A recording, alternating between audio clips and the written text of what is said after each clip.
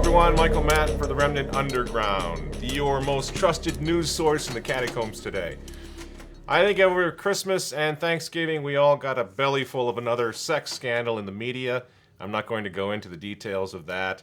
I think you know what I'm talking about. The story involved a 911 call, a priest, a set of handcuffs, and a gag.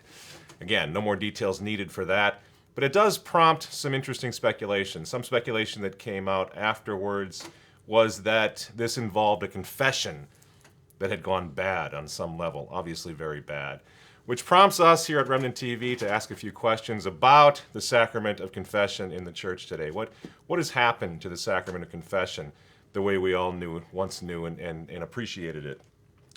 There are the obvious problems, priests who no longer believe in sin, difficulty finding availability of confession and so forth, but I'm not really speaking so much about that. I'm speaking about two things. First of all, an ill-formed attitude on the part of Catholics when it comes to receiving the sacrament. I know we've all been in the situation where we're in the confession line, a very short line usually, and a very, very long wait, and a person will go in ahead of us, and there's this odd thing that happens where you're hearing the sounds of conversation and laughter and giggles, and Lord knows what's going on in there. But obviously we've lost a sense of what the sacrament is all about. That's a serious problem in and of itself. And of course, any Catholic these days who's still bothering to go to confession should be lauded and praised. And this is not about personalities or taking shots at individuals. It's about a breakdown in the understanding of what it means to be Catholic and what it specifically means to have a sacramental appreciation for the sacraments of the Church. But I'm talking about something even more rudimentary than that. I'm talking about the physical construct of the confessional box itself.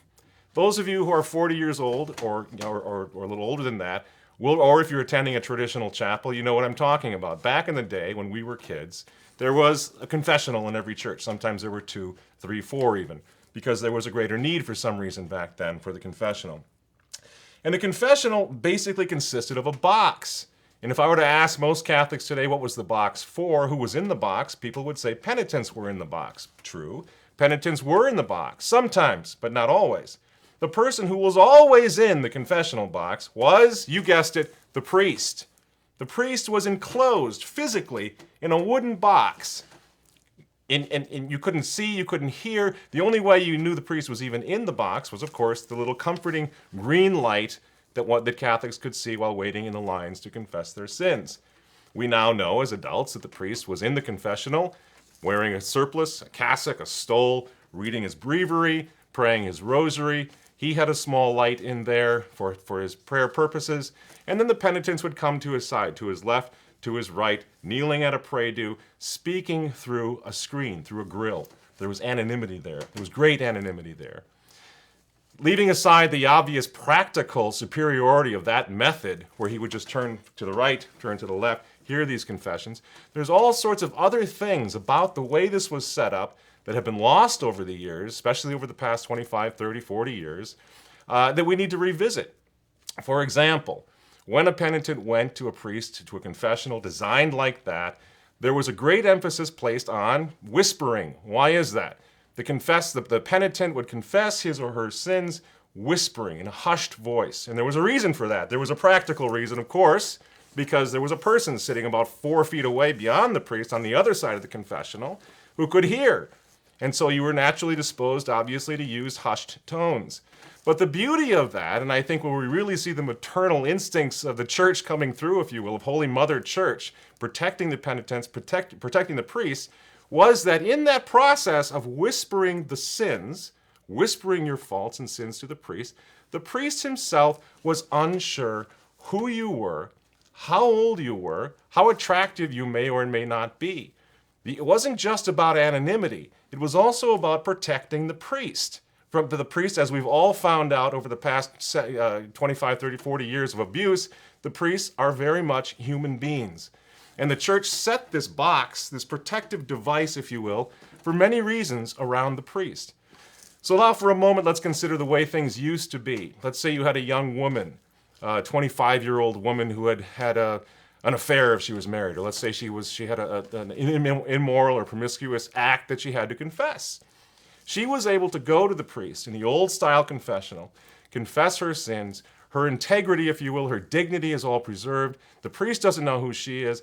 Most importantly, the priest has no idea how old she is, or has the occasion of sin, in other words, is removed completely by the old way that it was set up. Also, people out in the church who see the young woman going into the confessional, everyone knows that there's only one way for her to get into that confessional, there's only one way in, one way out. The priest has his own entrance into the confessional. There's a beautiful sort of protective device that's built into the form of the sacrament right from the beginning. And so wagging tongues and gossips and all the potential for abuse, for the occasion of sin, for a relationship to form between penitent and priest. I'm talking about a sort of an inappropriate relationship. Doesn't develop between priest and penitent during this beautiful moment where a soul is coming back to Christ, coming back to the spiritual life. This is a very protective and wonderful thing that the church did and built into the physical construct of the confessional itself. Now, fast forward 25 or fast forward 100 years or 2 or 3 or 4 or 500 years to 1965, Vatican II comes along. There's one little note, and if I can find it, I'll even read it to you. In Sacrosanctum Concilium, the documents, the Vatican II's document on the liturgy, which makes just this passing reference. It's number 72 for anyone who would like to read it. It says, the right, quote, the rite and formulas for the sacrament of confession are to be revised so that they more clearly express both the nature and effect of the sacrament. There's no details, there are no specifics. The next directive we have from the church comes in 1983 from the Code of Canon Law, which also only makes one stipulation, and I think it's canon number 964 if memory serves, which talks about the importance of the screen and of anonymity for the penitent. So that's how the law is written. How this was interpreted, these 2 points of church governance, how they were interpreted by modernist liberals in the church to mean face-to-face confession, first of all, which has never been prescribed by the church as the norm, but secondly, meaning that the church actually, that the pastor was required to send a bulldozer in or a carpenter in to physically demolish the old style of confession. How we ever got to that point, I don't know. But it's an abuse, and it's something that has to be addressed very seriously. Because now what do we have? When you have the same scenario, young woman, young priest, I don't think I need to go into the details about what the problem is built in with this. She goes in, she's young, she's very attractive, he's a young priest, she's telling him about personal, moral, sexual issues, sitting across from him, and who knows how she may be dressed, how she may look, but there's potential for a great potential there for an occasion of sin at the very least. And this is to say nothing of the whole problem with pedophilia that's becoming more of an issue. The media would like us to think it's becoming more of an issue than it is, but it is an issue within the priesthood. The problem of homosexuality in the priesthood and so forth.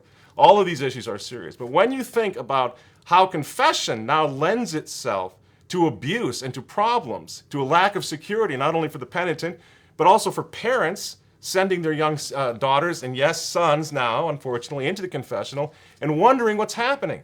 Before, there was no access. There was no possibility. There was nothing but a whispered confession and an absolution from a priest. There was no possibility of a relationship forming.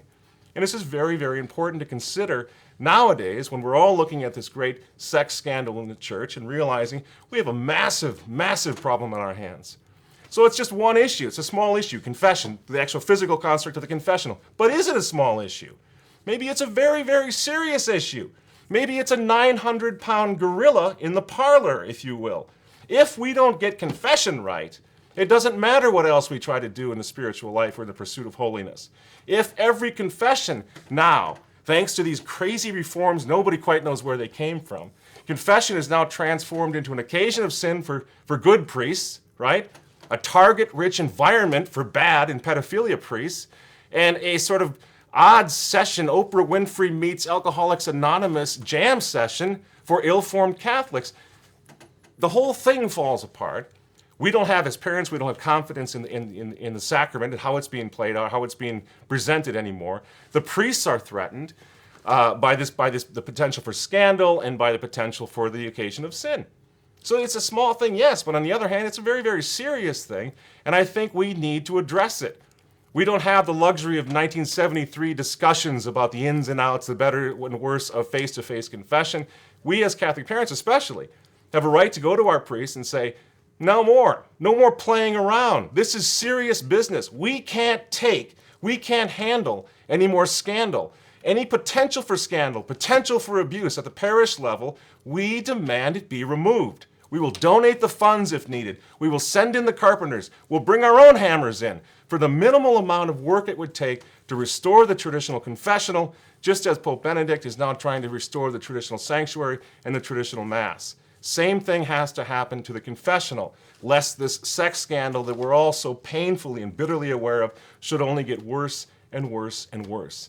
At Remnant TV, this is the sort of thing, the sort of conversation we really want to inspire. We want you to help us bring this conversation to friends, to family members, to your priests. Many of the great priests that are still serving in the vineyard today, and we all know them, wonderful priests who are under the gun. Many of these good priests would appreciate if we came to them and said, Father, we want to remove this potential from scandal from you, for you, from our parish, for our children. We want to take it out. We want to restore the old way, which is going to make this a much more beneficial thing for us all and restore the sacrament to the way it should have been. Please help us spread this conversation. If you have any comments or if you want to weigh in on this, please, I think the email that you can contact us is now going to be at the bottom of the screen. Go ahead and send us some emails. We'll talk about this on the next program. Again, for Remnant TV, I'm Michael Matt, and we'll see you next time.